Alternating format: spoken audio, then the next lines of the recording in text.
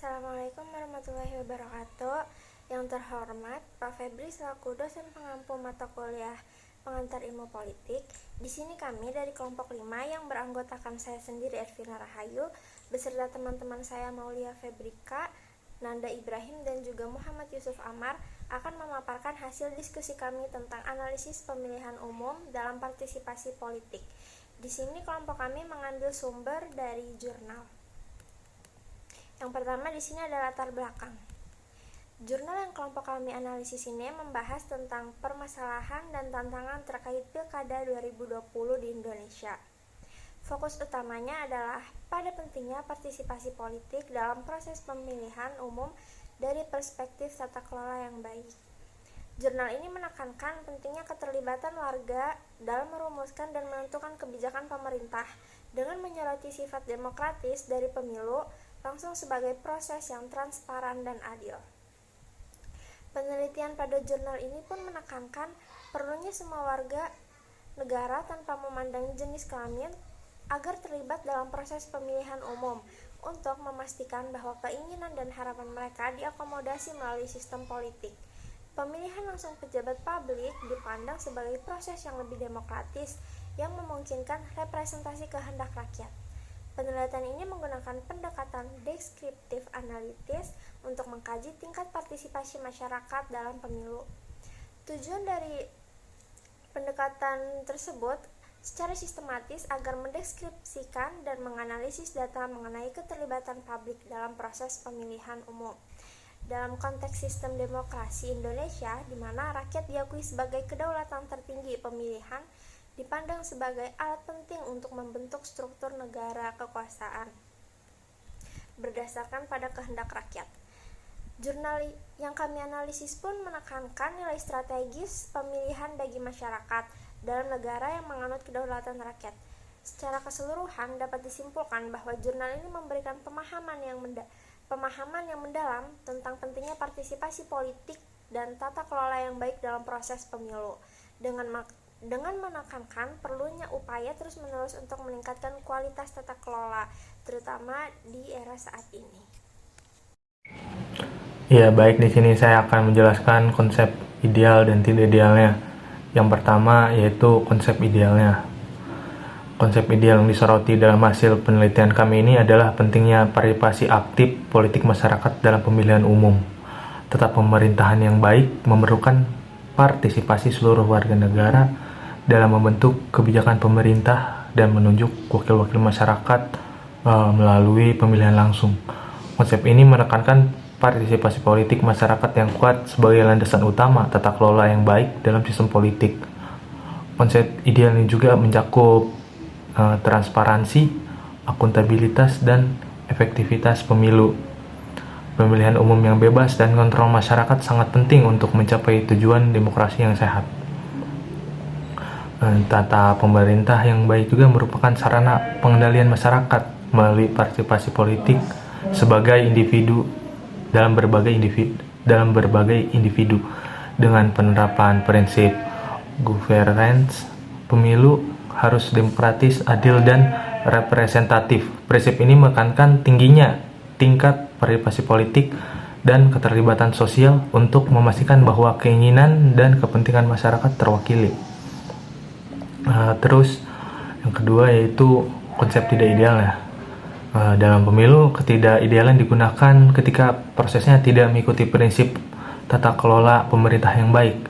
Contohnya adalah partisipasi terbatas, hanya sebagian kecil masyarakat yang berpartisipasi dalam pemilu, sehingga dapat menyebabkan tidak akuratnya presentasi keinginan dan kepentingan masyarakat secara keseluruhan. Kecurangan, manipulasi, dan aktivitas ilegal dalam pemilu ini melemahkan integritas dan legitimasi hasil pemilu. Kurangnya transparansi dalam pemilu membuat masyarakat ragu dan tidak puas dengan hasilnya. Keterlibatan kepentingan politik atau eksternal juga dan kurangnya akuntabilitas dapat melemahkan independensi, keadilan, dan akuntabilitas proses pemilu. Jadi dalam menerapkan prinsip-prinsip tata kelola yang baik dalam pemilu juga ini memastikan pemilu berlangsung adil, transparan, partisipatif, representatif, dan demokratis. Assalamualaikum warahmatullahi wabarakatuh. Perkenalkan, nama saya Nanda Ibrahim. Di sini saya akan melanjutkan pemaparan materi dari rekan saya sebelumnya. Jadi di sini saya akan menjelaskan tentang identifikasi masalah dalam konteks pemilihan umum dan partisipasi politik. Jadi identifikasi masalah itu dapat terbagi dari 3 aspek utama. Yang pertama, itu ada keterbatasan partisipasi masyarakat. Jadi salah satu masalah utama adalah keterbatasan partisipasi politik masyarakat dalam proses pemilihan umum. Jadi jika hanya sebagian kecil dari populasi yang aktif terlibat, hal ini dapat mengurangi representasi yang akurat dari kehendak dan kepentingan seluruh rakyat. Keterlibatan yang rendah juga dapat mengurangi legitimasi dan kepercayaan terhadap hasil pemilihan. Selanjutnya yang kedua itu ada kurangnya transparansi dan akuntabilitas. Jadi masalah kedua adalah kurangnya transparansi dan akuntabilitas dalam proses pemilihan umum. Jadi jika proses ini tidak transparan dan tidak memberikan akses yang cukup kepada masyarakat untuk memahami dan mengawasi jalannya proses, hal ini dapat menimbulkan ketidakpercayaan terhadap hasil pemilihan. Selain itu, kurangnya akuntabilitas para pemimpin terpilih juga dapat mengurangi pertanggungjawaban dalam pemerintahan. Selanjutnya yang terakhir atau yang ketiga ada praktik kecurangan dan manipulasi. Jadi masalah ketiga itu adalah praktik kecurangan, manipulasi, atau pelanggaran-pelanggaran hukum dalam proses pemilihan umum.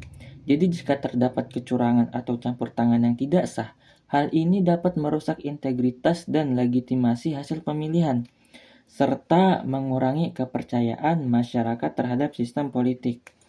Jadi dengan mengidentifikasi dan mengatasi masalah-masalah ini, diharapkan proses pemilihan umum dapat menjadi lebih demokratis, adil, dan representatif, serta meningkatkan partisipasi politik masyarakat dalam memastikan bahwa kehendak dan kepentingan rakyat tercermin dalam sistem politiknya atau politik. Selanjutnya saya akan memaparkan pernyataan kalimat negatif. Jadi contoh pernyataan kalimat negatif itu yang pertama, itu ada kurangnya partisipasi politik masyarakat dalam pemilihan umum. Terus yang kedua itu ada kurangnya transparansi dan akuntabilitas dalam proses pemilihan umum. Jadi akuntabilitas itu merupakan pertanggungjawaban atas pengelolaan sumber daya dalam pelaksanaan kebijakan yang mencapai tujuan yang telah ditetapkan. Nah, kalau transparansi merupakan bentuk keterbukaan yang dilakukan oleh pemerintah guna memberikan informasi kepada pihak yang membutuhkan informasi. Ya, mungkin hanya itu pemaparan materi dari saya. Selanjutnya akan dilanjutkan oleh rekan saya. Terima kasih. Assalamualaikum warahmatullahi wabarakatuh. Saya Mulia Febrika Atasya dari kelompok 5. Di sini saya akan melanjutkan pemaparan materi yang sebelumnya telah dipaparkan oleh rekan saya.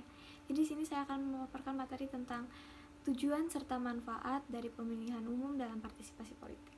Yang pertama ada tujuannya. Tujuan dari pemilihan umum dalam partisipasi politik ini adalah untuk memberikan hak serta kesempatan kepada warga negara untuk memilih secara langsung pemimpin dan wakil rakyat mereka, serta untuk menentukan arah kebijakan pemerintahan.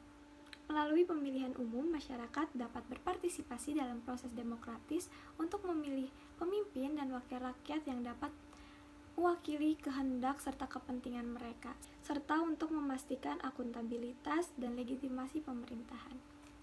Yang kedua ada manfaat dari pemilihan umum dalam partisipasi politik.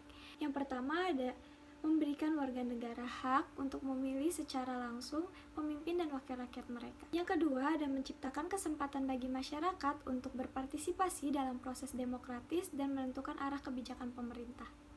Yang ketiga, ada memastikan representasi yang adil dan akurat dari kepentingan dan kehendak rakyat untuk pembentukan pemerintahan. Yang keempat, ada mendorong akuntabilitas dan transparansi dalam sistem politik dengan memberikan legitimasi kepada pemimpin yang terpilih. Yang kelima, ada memperkuat kedaulatan rakyat dan menjaga stabilitas politik serta keamanan negara. Melalui pemilihan umum ini, masyarakat dapat ikut aktif terlibat dalam proses politik dan berkontribusi dalam pembentukan pemerintahan yang berintegritas dan dapat mewakili seluruh kepentingan rakyat. Mungkin cukup sekian dari kelompok 5, kurang dan lebihnya mohon maaf. Terima kasih. Wassalamualaikum warahmatullahi wabarakatuh. Audio Jungle.